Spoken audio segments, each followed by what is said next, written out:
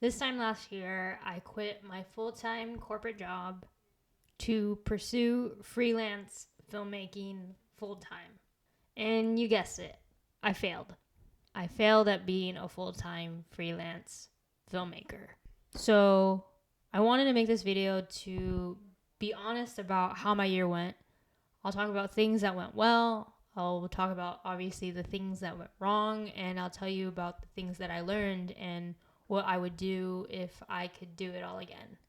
So by the end of this video, I hope I can serve as both a cautionary tale, but also give you some tips and insight before you make the jump to full-time freelance filmmaking yourself. So I won't start all the way from the beginning because I actually did make a whole video about why I quit my full-time corporate job, and you can watch it here. I'll link it below as well, just so you have that story and that background. So yeah, if you want more details, you can watch that video. First, I want to talk about what went well. From the thumbnail of this video, you might think that like I'm super miserable and all that, but that is just me playing the YouTube game. I'll be honest, no, I think even though I've failed at being a full-time freelance filmmaker, this year has honestly been the most fulfilling when it comes to my career since I graduated from film school.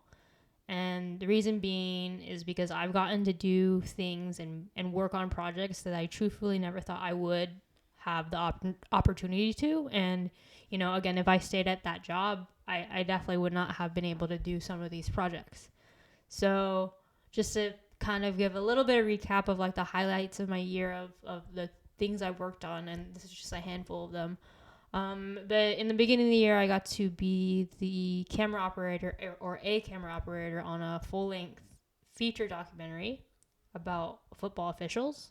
So I was exposed to a world that I never even really thought about, and I think that is the amazing thing about documentary is that you learn about people and things that you just never knew honestly existed or how deep things go. I got to be a second AC on a short film that was filmed here in San Diego, and that film is very, very special to me. I would call it a unicorn set because truthfully it just felt like I was working with family. It was a Filipino American focused story, and half of the crew was from here in San Diego and half the crew was from Austin, Texas. And just, again, I can't explain to you. You just had to be there. It was just an amazing set. It was incredible. And I'm so thankful for that cast and crew. In July, here in San Diego, Comic-Con is a huge thing. And I actually was able to work with the cast of Wakanda Forever, Black Panther for their Ebony shoot.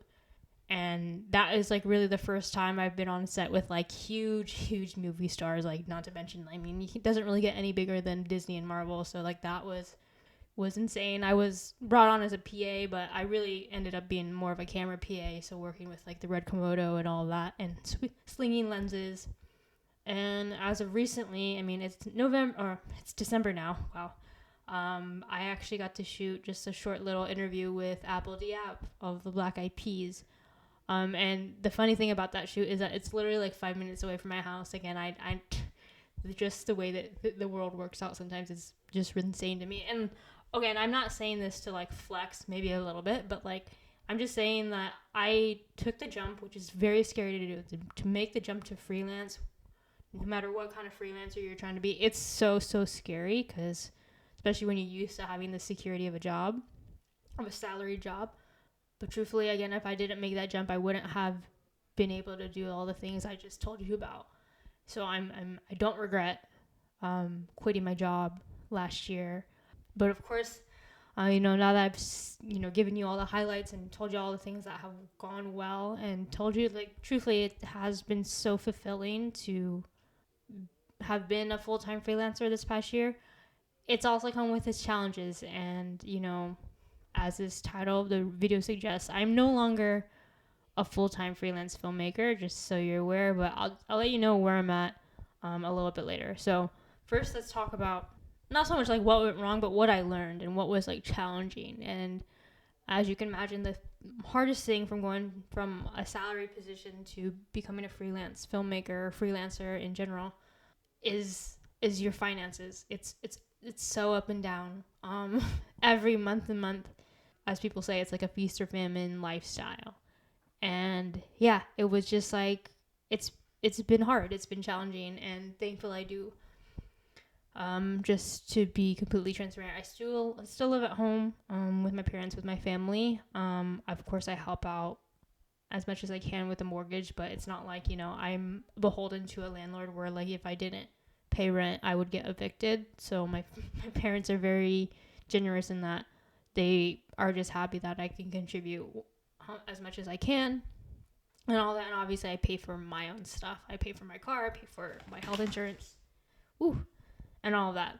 So just so you're aware, really the biggest thing that my family helps me with, not only just like love and support, but like they do help me out in that way of giving me a place to live and lay my head down at night. So I just like want to be very clear about that, and that's probably why I was able to make the jump without like a lot of planning involved. So again, I just want to be very, very clear about that because I know for a lot of people that is not the case. So finances, yeah, I mean it's been challenging.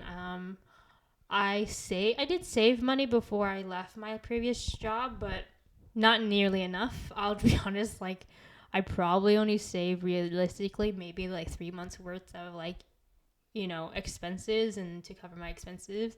So that wasn't great. So the lesson in that, if you're like thinking about becoming a freelancer, I would say save at least 6 months, 6 months to a year, more if you can, because it's so hard to, I'm going to use the word hustle and grind and find clients and find work when you're worrying about just covering your bills.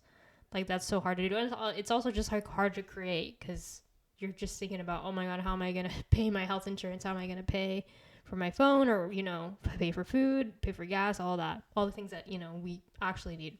So that's a big one. It's just save as much as you can. Save a runway, as they call it. Save at least I would say, honestly, let's scrap 6 months. Let's say at least a year, so you can have a year to really just go hard and start building up your client base. And I just realized that there's like a huge flare here.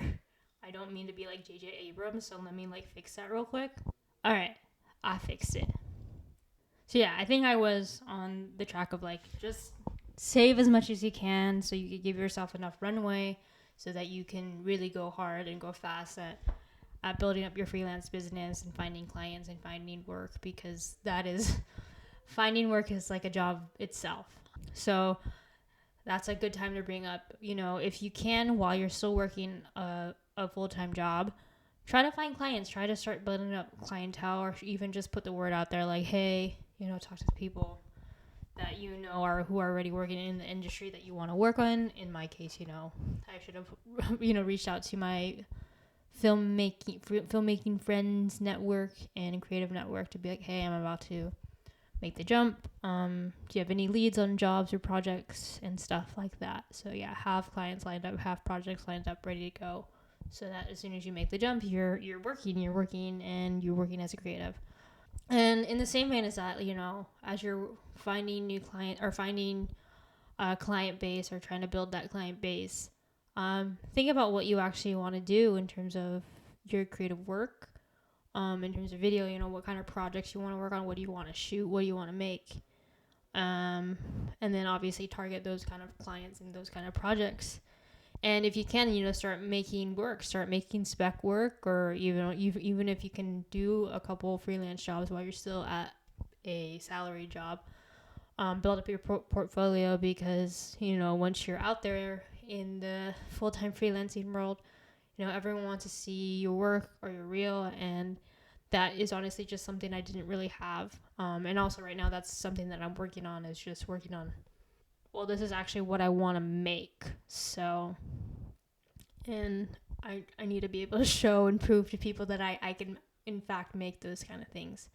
So you may be wondering, okay, again, as I said in the beginning, I told you all the highlights that I had this year, freelance. And I told you, obviously, the things I've been troubling with, which mainly focus finances. You might be wondering, okay, what am I going to do now? And why am I quitting full-time freelancing if it's been so fulfilling?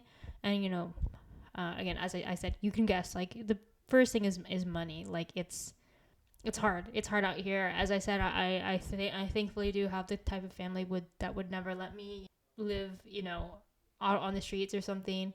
I'll always have a home or a place to stay. But yeah, I'll be honest. Like, I want to be very real with you. Like, I have a bunch of credit card debt right now. And I also realized that, like, I'm not really ready to be a full-time business owner. I'm still very much learning the business side of it. I do have an LLC. That is something that I did do this year, but I'll be honest, like, even that, I'm like, I don't know if I even needed to do it this soon. But it's not a bad thing I did it, but I just don't think I was, like, super ready to do it, to open one. But I mean, I did. And well, a big thing for me too is, like, even though of course I'm thankful that I live with my family, and they support me in many ways. I also know the big goal of mine is to move out by the time I'm 29. I turned 29 in April 2023, so it's not a lot of time. So I do know that, like, if I continue at the pace that I'm going on in terms of earning income, that is just not going to happen. So yeah, so now this begs the question, like, what am I going to do now? Like, if I'm not going to full-time freelance, what am I going to do now? Well, I got a part-time job, and truthfully, I probably should have done this in the first place. I should have just found a part-time job to help sustain me while I build up my freelance business, instead of going, pedal to the metal and going full-time. So yeah, I have a part-time job, and something I actually do really enjoy. I'm actually a photo assistant for a streetwear e-commerce company, and it's cool because I'm also surrounded by other creative people, which is definitely something that I was missing in, like, my previous positions. And yeah, it's very much aligned with what I need, not just in terms of, it's a source of income, but just, again, I get to be surrounded by creative people. It's very casual and creative and relaxed, and all my coworkers are really cool, so I'm very thankful for that. And actually, I got this job through someone in my network, someone that I worked on a short film with, that short film I actually mentioned at the beginning of this video. And that was just really cool of him to recommend me and to put in a good word for me. So yeah, so what my life looks like now is I'm working this part-time job as a photo assistant, as a studio assistant for this e-commerce company. I'm still working on my freelance business. I actually do have a shoot coming up in the next couple weeks, which is a pretty big shoot, also something I'm excited to do and share at some point. And I'm working on this YouTube channel. I actually do have the time and space and to focus on creating videos here, and hopefully I'm continuing to be consistent. But no, I feel good about where I'm at with this channel and where I'm going to take it. And hopefully one day this will also be a source of income. Not that that's my only focus, you guys. I also hope to just help you guys on your own journeys as well. But that's one too that I'm working towards. And yeah, I'm able to do these things because now that I do have this part-time job, I'm not worrying about, getting my basic, needs and my bills covered that I absolutely need to pay. And it will help me, save a little bit as well, so like I can move out. At the same time, a part-time, gig for me is the perfect thing. For one, it obviously helps me cover my basic needs, but at the same time, it's not so much money that I'm getting complacent. Like, I know I still have to work hard and grind and make sure that I'm working on my freelance business, working on my YouTube channel, which again I'm doing right now as we speak. And yeah, and I think it's just something I realized too in this year, as challenging as it's been. But at the same time, it's also been really rewarding and very much illuminating too about what I want to really do and where I'm going. And I think I'm finally really embracing the fact that the path that I'm forging as a filmmaker, as a creative professional, and just like as a person, like, it's a path that no one has forged yet. I do take inspiration from people in my life, and also, people who are have platforms and everything, but I really finally embrace the fact that like what I want to do and where I'm going, like I can't really explain it to somebody and they're gonna get it and like have like a frame of reference. Like it's just something that I know I have to do for myself. And I also, with that, embracing that fact, I've stopped trying to like explain it to people, not to think that some people, people won't get it, but like I think, yeah, there's some people that just don't get it, and like I don't have to be worried about people not understanding that, because it's my journey, it's my life, and I can do what I want. I would say also don't be afraid to put yourself out there. As I said, like I got my current part-time job because truthfully I made a very vulnerable post on Instagram and of just saying that like I'm kind of failing at this full-time freelancing, and I'm looking for a part-time job that would give me my weekend so that I don't have to completely give up on the dream of being a filmmaker. And yeah, I was very surprised with and overwhelmed, truthfully, with the response, because not only did, someone help me get a job, but also just so many people were very supportive and just very encouraging, saying, and I also think I want to give this feedback to you too, of like saying like, hey Marissa, like you haven't failed. Like what you're doing right now, it's a pivot. It's not a failure, it's a pivot. And I just want to remind not only myself, but hopefully you too today, that if you feel like it's time for you to make a change, or that you're failing at something, I don't think you're failing. I think maybe it's just time for you to pivot.